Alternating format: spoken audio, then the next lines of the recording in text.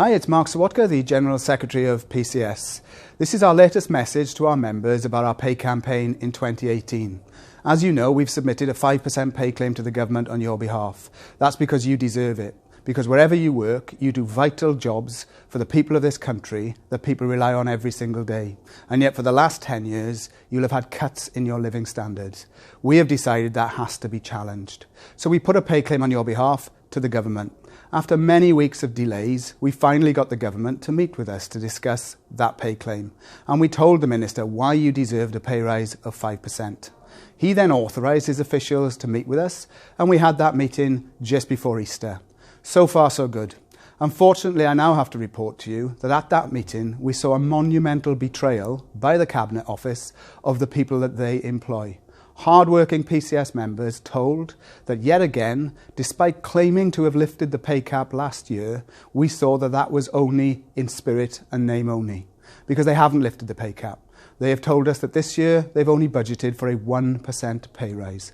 What an outrage that is.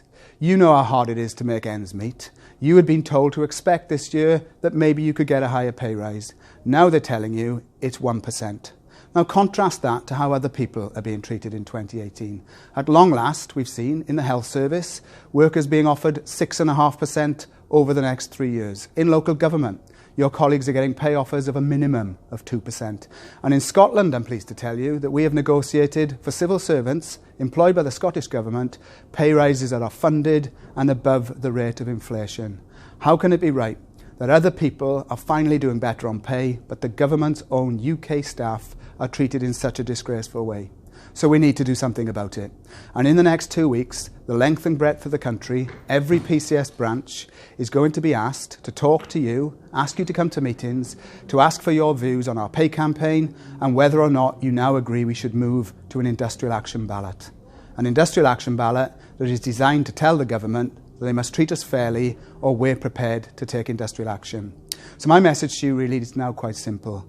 We now all need to get involved in the union. If you remember, make sure that you attend our meetings. Make sure your contact details are up to date so that if we send you a ballot paper, it gets to the right address. If you have a colleague who's not in the union, persuade them to join the union now. The more of us, the better, the more likely we are to achieve justice on pay. We deserve a pay rise. You know that. Your family knows you deserve a pay rise. Let's ensure that in 2018, the government is forced to give you what you're deserved.